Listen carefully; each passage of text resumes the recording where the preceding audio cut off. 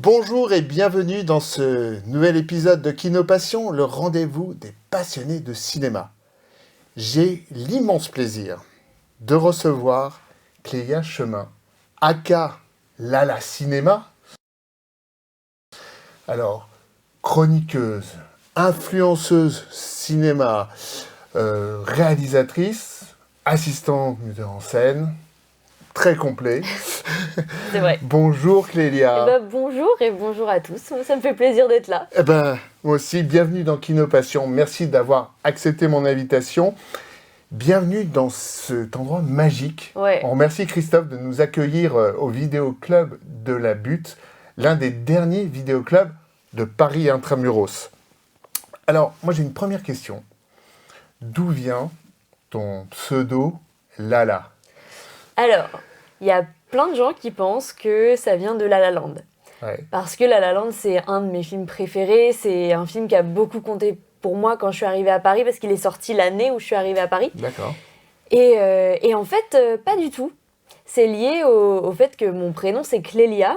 Et que Clélia, quand t'as 3-4 ans, c'est un peu dur à prononcer. Voire des fois, pour des adultes, c'est compliqué. Et je m'auto-appelais Lala. D'accord. Donc c'est resté mon surnom dans ma famille. Et quand il a fallu chercher un pseudo pour les réseaux, j'avais pas forcément envie de mettre mon prénom. Donc j'ai un peu d'instinct mis mon surnom. Puis en plus ça rimait, Lala Cinéma. Et c'est resté. Et ben voilà. Tout simplement. C'est tout simple. C'est tout simple. Alors tu as un magnifique parcours. Tu es diplômé de l'ESC, de l'ESSEC. L'ESSEC, ouais. L'ESSEC, pardon. De l'ESSEC, donc production et distribution, et de l'UQAM, Ouais. UQAM, Montréal, Ouais. production de séries TV. Ouais. Donc un double cursus franco-québécois, Ouais. canadien. Tu fais tes débuts en régie, puis en mise en scène, et parallèlement, tu commences à faire du contenu. Alors, C'est ça. La création de contenu. Tu as réalisé des courts-métrages déjà, dont Mauvaise Journée, et tu es en préparation de ton premier long-métrage, Ombrelle, dont Oui. nous parlerons, si tu veux bien, à la fin en dernière partie de l'émission. Bien sûr. Voilà. Alors, quotidiennement, on peut suivre tes passionnantes chroniques sur les réseaux sociaux. Hein. Tu es suivi par plus de 100 000 personnes. Oui, vous avez bien entendu. 100 000 personnes, ça laisse rêveur. Tu fais aussi des vidéos communes, des podcasts communes avec d'autres influenceurs et influenceuses cinéma. Vous partez même en festival ensemble, on suit vos aventures. Oui. J'adore, je vous recommande, je vous mettrai toutes les informations pour retrouver Clélia sur les réseaux. Tu as participé à l'émission On regarde quoi sur Disney+. Un Oui. one-shot, peut-être qu'il en amènera un autre, il faut le souhaiter. Ce serait bien. Hein. ça Moi, j'aimerais serait bien, en tout cas. Vous êtes bien amusés, Oui. ça se voit, c'est super sympa parce qu'on est vraiment bien avec vous. Et puis, alors, tu écumes toute l'année tous les festivals de cinéma possibles et imaginables de l'Hexagone que tu nous fais partager. Ça, j'adore. Ça, c'est vraiment super. Alors, j'ai 3 petites questions à te poser pour qu'on fasse vraiment connaissance avec toi. C'est qu'est-ce qui t'a donné envie de te diriger vers le cinéma ? Et ça remonte à vraiment longtemps, pour le coup. Et je trouve même que l'histoire, elle est assez marrante et assez jolie, parce que j'ai toujours voulu faire du cinéma, même quand je savais pas exactement ce que ça voulait dire. Parce que quand t'es petit, ça veut un peu rien dire, faire du cinéma. Et en fait, c'est venu d'un jour pendant un cinéma en plein air. En fait, j'ai grandi dans un camping. Mes parents tenaient un camping. D'accord. Et ma mère, qui vient aussi du monde du théâtre, elle avait un peu à cœur de montrer, en tout cas, des œuvres cinématographiques assez intelligentes aux gens qui venaient passer leurs vacances chez nous. Il y avait un cinéma en plein air qu'ils organisaient. Et un jour, quand j'ai 8 ans, ils décident de passer Chantons sous la pluie. Et je me souviens que je râlais un petit peu parce que j'avais 8 ans, on me dit oui, un vieux film, oh là là, j'y vais vraiment parce que c'est un cinéma en plein air et qu'il y a des pop-corn, quoi. Et en fait, je me suis pris une méga claque à 8 ans Et ce film est jamais sorti de ma tête. Et très peu de temps après, j'ai dit à mes parents que je voulais faire du cinéma. Et très peu de temps après, j'ai commencé à piquer la caméra VHS de mes parents et j'ai commencé à filmer mes jouets. D'accord. Et après, c'est jamais parti. J'ai toujours voulu faire ça. Et au lycée, je me suis dirigée vers une spécialisation cinéma. J'ai tout de suite fait une école de cinéma. J'ai tout de suite bossé dans le cinéma. Il n'y a jamais rien eu d'autre dans ma vie. Magnifique. Donc, tu as réalisé un rêve d'enfant. Ouais. Super. Ça, c'est beau. C'est cool. J'adore ça. Belle histoire. La deuxième question, c'est est-ce que en quelques mots, tu peux nous parler de ton job d'influenceuse cinéma, puisque Ouais. on en a parlé avant, je pouvais prononcer le terme d'influenceuse, puisque d'influenceuse cinéma. Est-ce qu'en Ouais. quelques mots, tu peux L'expliquer? nous l'expliquer? Alors, je dirais que c'est un peu comme son nom l'indique, c'est influencer les gens à aller au cinéma.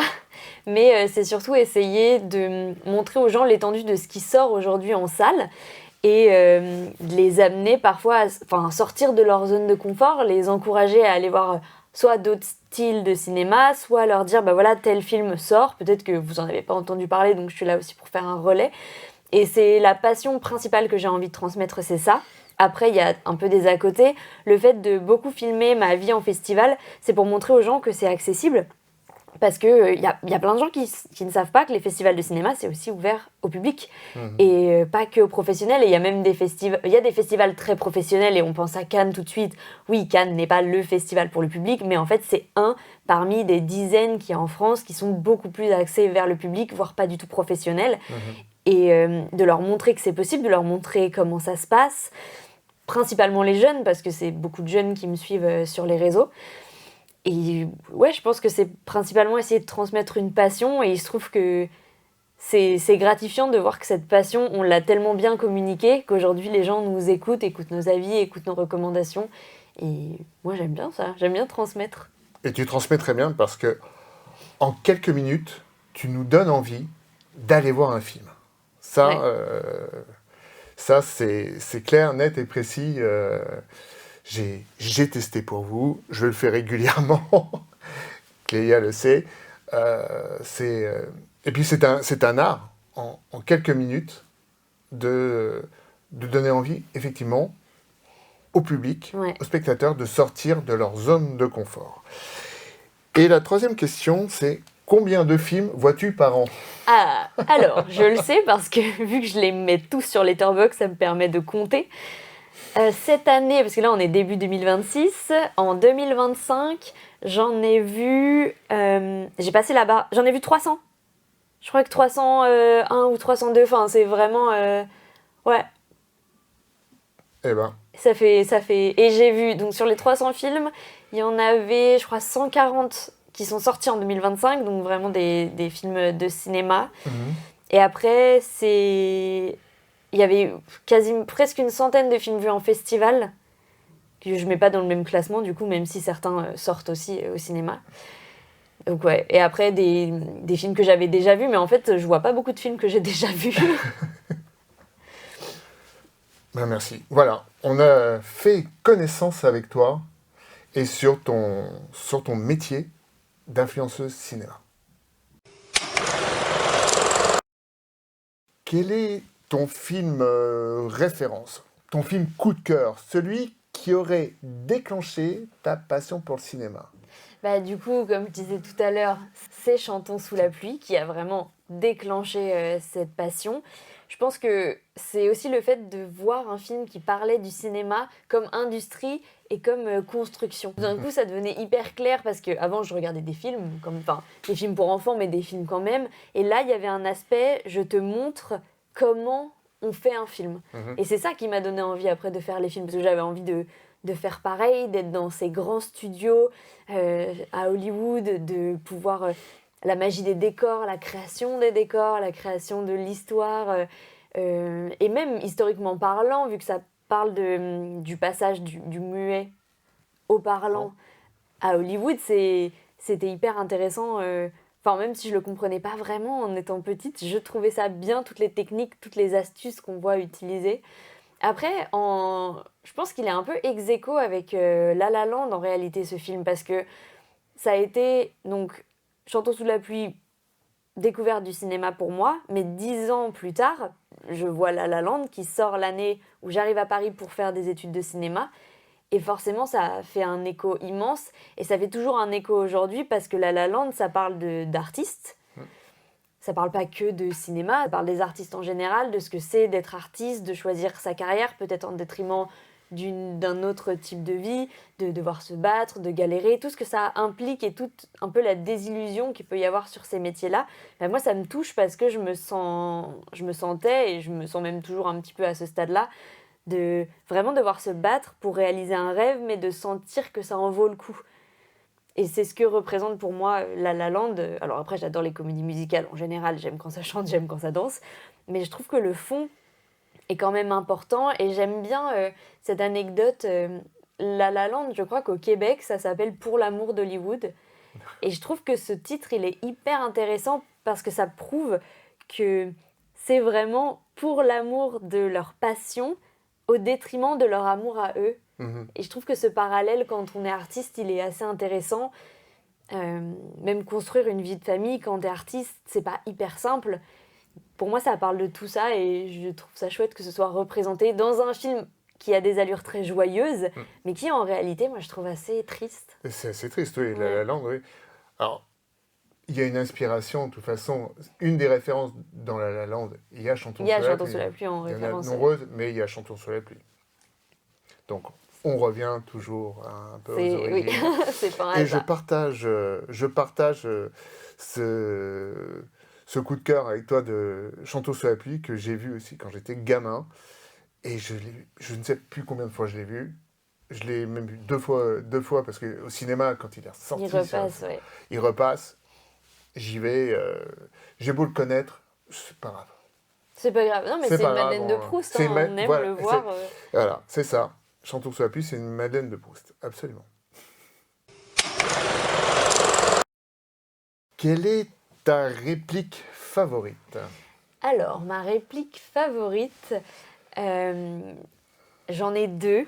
Mais oui. Mais il y en a une, je ne pense pas vrai. Enfin, en fait, je me dis, elle a peut-être été utilisée dans un film, mais je crois que c'était dans une comédie musicale à la base, mais plus théâtrale. Bon, tu vas me dire, en tout cas, j'en ai une où je suis sûre que c'est un film. Mais en fait, j'aime beaucoup celle-là, parce que pareil, je l'ai entendue quand j'étais très jeune et elle résonne beaucoup en moi.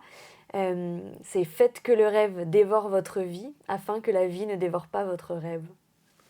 Et j'adore cette citation. Elle a été reprise pas mal de fois. Je ne sais plus qui est à l'origine de cette citation et de cette réplique. Mais je l'aime beaucoup parce que je la trouve extrêmement vraie. Donc ça, c'est... Mais j'en ai une autre qui est aussi liée à un souvenir d'enfance. Et qui est d'ailleurs le film que je demandais tout le temps à mes parents de louer dans un vidéoclub. Et c'était le film Peter Pan qui est sorti en 2004. Et ça a été vraiment le film de mon enfance. Je l'ai vu je sais pas combien de fois, mais même adulte, j'adore cette relecture de Peter Pan, qui d'ailleurs est plus fidèle au conte original, parce que c'est un petit peu plus sombre, même si ça va, c'est quand même un film pour enfants. Et en fait, à un moment, il dit... Enfin, j'aime énormément de répliques dans ce film, mais à un moment, il dit « Mourir, ça doit être une sacrément belle aventure ». Et en fait, j'aime bien cette réplique parce que, mis à part, enfin, ça parle de mort, mais ça me ramène vraiment à la vie, en disant « Bah ouais, si ça se trouve, la mort, ça va être autant une aventure incroyable que la vie, mais pour que ce soit le cas, il faut vivre sa vie de manière intense, pour que, en fait, tout soit encore dans la découverte et que quand on meurt, on se dise, bah en fait, c'est juste une aventure de plus. » Très philosophique. Ouais, très philosophique. J'aime bien les répliques assez philosophiques. Et comme c'est un film que j'ai beaucoup regardé enfant, ça résonnait pas mal. En arrivant à l'âge adulte, tu l'interprètes encore différemment. Ouais, c'est ça. Intéressant. Merci. Mais de rien. Quelle est ta bande originale préférée ? Alors, j'ai pas envie de faire des redites. J'ai pas envie de redire Chantons sous la pluie et La La Land, même si c'est vrai. C'est vraiment l'entièreté des musiques de ces films, je pourrais les écouter tout le temps. Mais plus récemment, il y a... Alors, je sais pas si c'est l'entièreté de la bande originale du film, mais en tout cas, un des arcs principaux musicaux de la BO d'un film qui est sorti, il me semble, en 2020 ou 2021, qui s'appelle Une vie cachée de Terrence Malick. Je n'avais pas vu le film, que je connaissais déjà la BO. Et c'est, je pense, l'une des rares musiques qui a la capacité de me faire ressentir des émotions telles que je pourrais en pleurer. Alors, le film est dur, mais c'est Terrence Malick, donc ça reste très contemplatif, très lent. Et il dure vraiment longtemps, le film. Je crois qu'on est sur du 3 heures quasiment, quelque chose comme ça. Je l'ai vu qu'une fois, mais par contre, la bande originale de ce film, je l'écoute hyper souvent parce qu'elle me transporte ailleurs, et je ressens un petit peu, maintenant que j'ai vu le film aussi, toute la détresse des personnages, enfin l'amour et la détresse des personnages. Et ouais, je pense que c'est elle aujourd'hui qui, pour ne pas citer une comédie musicale, que je mettrais en avant. Quel est l'objet cinéma que tu as choisi de nous présenter? Eh ben alors, c'est un clap. Classique dans le cinéma, mais il y a plein de gens qui ne savent pas à quoi sert le clap. Ouais. Ils ont souvent cette image de juste la personne qui clappe, mais ils ne se rendent pas forcément compte que c'est pour synchroniser le son et l'image. Et d'ailleurs, le clap n'est pas le même quand on fait un clap au début que quand on fait un clap à la fin, parce que ça arrive que les séquences ou les plans ne permettent pas de faire un clap de début, donc on dit on va faire un clap de fin. Donc quand la scène est terminée, on dit clap de fin avant de couper, et le clap est fait à l'envers, pour signifier que c'est un clap de fin. Et j'aime bien toutes ces petites anecdotes autour du clap, c'est aussi l'objet qu'on cherche tout le temps sur le plateau, parce que il est où le clap? On a besoin du clap. Et même, je me rappelle, quand j'étais petite, mes parents, ils m'avaient offert un livre, il y avait pas mal d'images sur l'histoire du cinéma, c'était vraiment un livre pour enfants, mais à l'intérieur, il y avait un petit clap qu'on pouvait décrocher, et j'adorais jouer avec ce petit clap, et aussi parce que ça fait du bruit, et c'est marrant quand t'es enfant. Mais j'ai toujours aimé cet objet, de l'avoir dans les mains, et je trouve que c'est tellement signifiant de... T'as pas besoin d'expliquer où t'es, ce que tu fais, si t'as un clap dans les mains, on sait tout de suite ce que t'es en train de faire. Super. Clap de fin. Peux-tu nous raconter, s'il te plaît, chère Clélia, une ou deux anecdotes de rencontres, de tournages. Ouais. Ah, ça, c'était dur parce que j'en ai tellement des anecdotes. Je me dis, c'est fou d'avoir autant d'anecdotes à 27 ans. Oui, voilà, c'est ça. Mais en fait, de travailler sur les plateaux de tournage, il y a tellement Tu as des raison trucs, de rappeler que... mais parce qu'en fait, il se passe tellement de choses. Des fois, je fais des tops entiers sur des anecdotes de tournage, tellement j'en ai.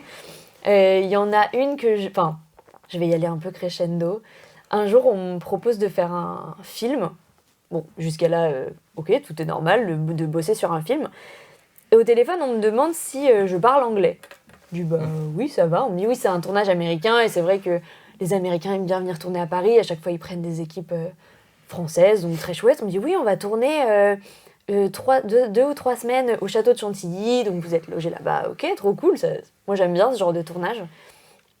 Et on me dit pas qui est le casting. Enfin, en même temps, je l'ai pas demandé non plus, mais il y avait un truc un peu de, oui, c'est un film américain. Ok, c'est un film américain. Et la veille du tournage, j'apprends que le comédien principal, c'est Ryan Gosling, et qu'on va tourner The Grey Man des frères Russo. D'accord. Tout simplement. Tout simplement. Et là, j'étais, oh waouh, je vais bosser sur un film où il y a Ryan Gosling. Enfin, c'est un truc de fou. Et même sur le tournage, c'était trop marrant. On voyait les frères Russo en train de diriger Ryan Gosling. Enfin, vraiment, c'était la machinerie d'un film américain qui est en France, et nous, on n'a pas du tout la même manière de travailler, donc c'est marrant.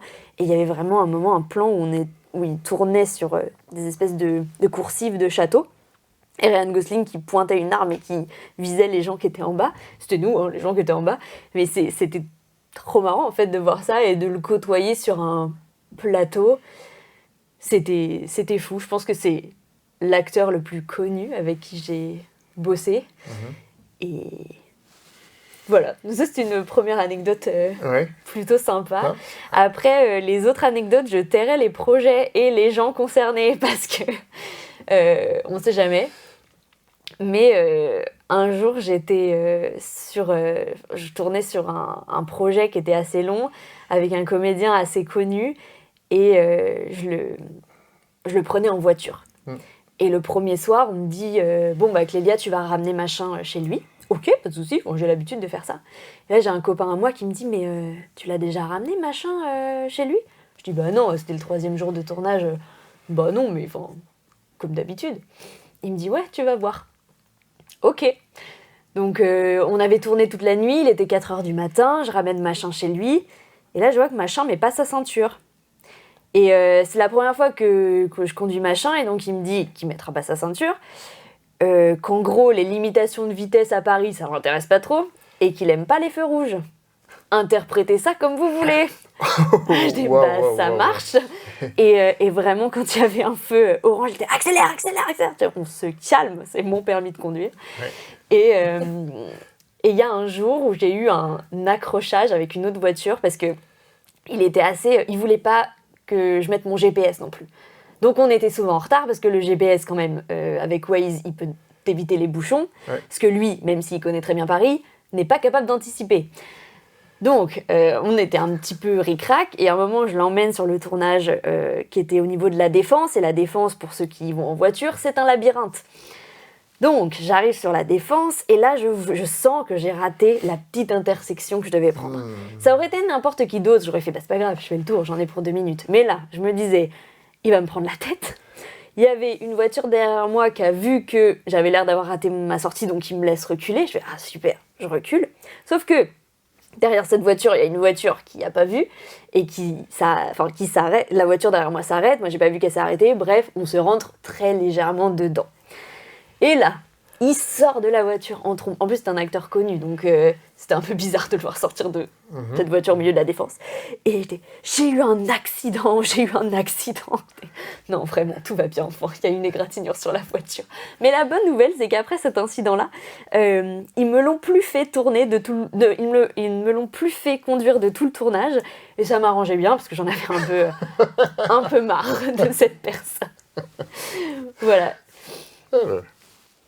Donc, c'était plus cool avec Ryan, quand même. Eh ben, ouais. Ouais. Mais après, j'ai une autre anecdote, mais elle est un peu deep, celle-là. Donc, je sais pas si tu la regarderas, mais j'ai travaillé sur un tournage où il y avait Gaspard Ulliel. Et en fait, bon, il est décédé pendant le tournage qu'on était en train de faire. Et sauf qu'avant ça, on avait déjà tourné 2 semaines. Et il s'est passé 2 trucs super bizarres, où je pense que si les gens y croient un peu à des choses mystiques... En fait, une fois, je le conduisais, et donc moi j'étais assise là au volant, et lui ici. Il y a une voiture qui vraiment a failli qui voulait nous griller la priorité à droite, et qui a failli s'emplâtrer au niveau de lui. Et ça s'est pas fait, c'était vraiment de justesse. Et là je me suis dit, bon bah, ok... Et une deuxième fois, je le conduis pendant 1h30. On va je sais plus où, et on discute, parce qu'il était vraiment sympa. Et à un moment, on arrête de discuter, bon, d'accord. Et là, il lâche, comme ça, sans prévenir. J'ai l'impression qu'on le finira pas, ce film. Et en fait, vraiment, il est décédé 2 semaines plus tard. Et ces 2 événements, je me suis dit, ah ouais, c'est bizarre. Voilà. Allons à présent de ton actualité. Tout à fait. Donc, nous pouvons te retrouver quasi quotidiennement sur les réseaux sociaux. Oui. Ta chaîne YouTube, Insta, TikTok, tu es partout. Donc, vous ne pouvez pas manquer Clélia. Et ça, c'est très bien. Donc, je vous mettrai les liens pour voir les chroniques de notre invité. Et donc, tu es en préparation de ton premier long métrage. Tout à fait. Ombrelle. Est-ce que tu peux nous en dire un peu plus ? Oui, bah alors à la base, Ombrelle, c'était un court-métrage que j'avais en tête depuis longtemps et qui avait un énorme défaut, c'est qu'il avait toujours été trop long pour être un court. Donc je passais mon temps à réécrire pour que ça rentre dans des carcans, des temps. Mais en même temps, l'histoire que je voulais développer autour, j'arrivais pas à la faire tenir en aussi peu de temps. Enfin, ça me gênait de devoir couper autant. Et donc, à un moment, avec ma prod, on s'est dit, mais peut-être qu'il faut qu'on en fasse un long métrage, en fait. Ce à quoi j'ai répondu, oui. Ça me semble bien et en plus logique avec cette idée de... J'avais déjà commencé à réfléchir pour l'adapter plus longuement. Donc, étant donné que l'idée était là, pourquoi pas y aller, quoi. Donc, on a commencé à travailler là-dessus. Alors, pour l'instant, c'est l'étape assez... c'est l'embryon parce qu'on est en réécriture du scénario pour l'adapter en long métrage, ce qui n'a rien à voir avec le court métrage. Enfin, c'est beaucoup plus long, logiquement. Donc là, je suis vraiment dans l'écriture. Et je peux pas forcément vous dire de quoi ça parle, mais en tout cas, moi, ce que j'aime faire, c'est du film de genre.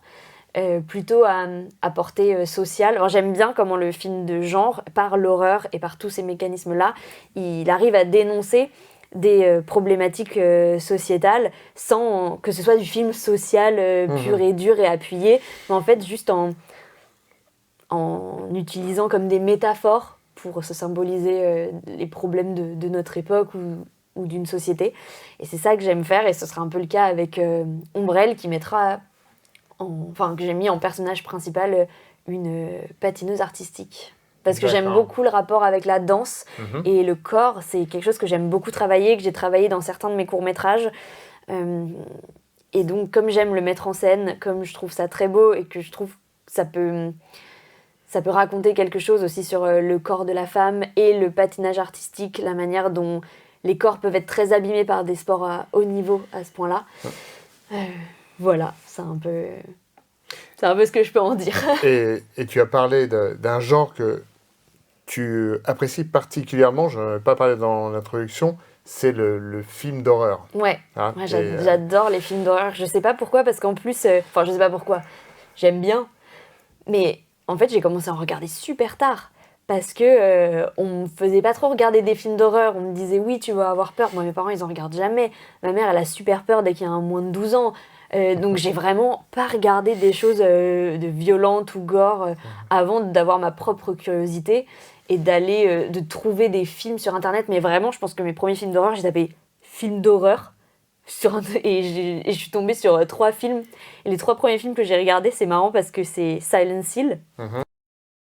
Et là, ils sortent bientôt Retour à Silent Hill. Je ne sais pas ce que ça vaut, mais le fait que Silent Hill, le film, soit l'un des tout premiers films d'horreur que j'ai vu, j'ai hyper envie de voir la suite parce que ça touche à quelque chose de cet amour du cinéma d'horreur.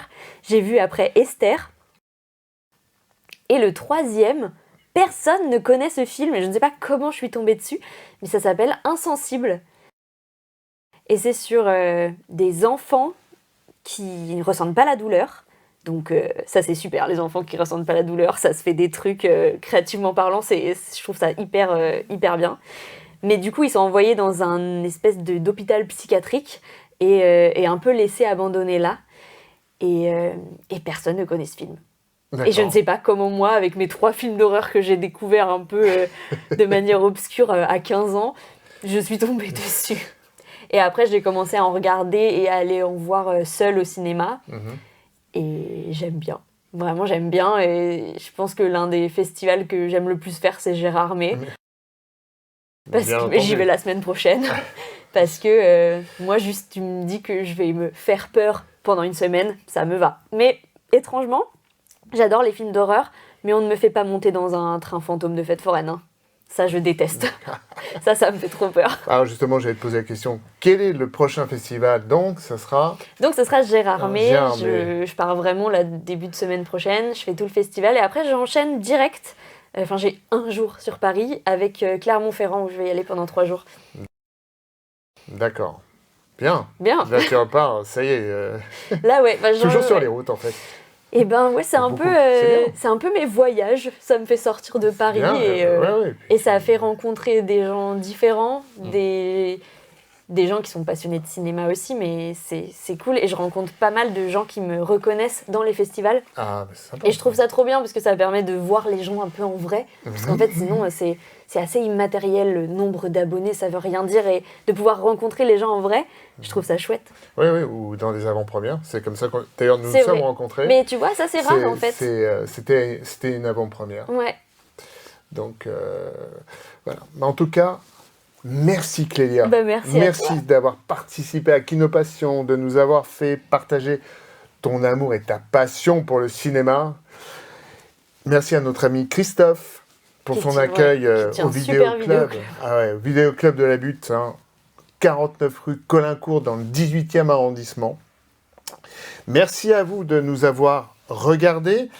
Et comme Clélia, abonnez-vous à la chaîne Kinopassion Paris. Partagez-la, likez, commentaires. J'adore vous lire. Et je vous réponds. Et puis, je vous donne rendez-vous prochainement pour un prochain Kinopassion avec un nouvel invité kino passionnant et kino passionné. Au revoir Clélia. Bah, au revoir et merci. Merci à toi. À bientôt dans une salle de cinéma, un festival. Bien sûr. Et bien entendu sur les réseaux. Salut à tous. Et je te propose qu'on dise ensemble, vive le cinéma. Allons au cinéma. Ouais. Vive la passion du cinéma. On se le refait ? Ok. Allez. Vive le cinéma. Allons au cinéma. Vive la passion du cinéma.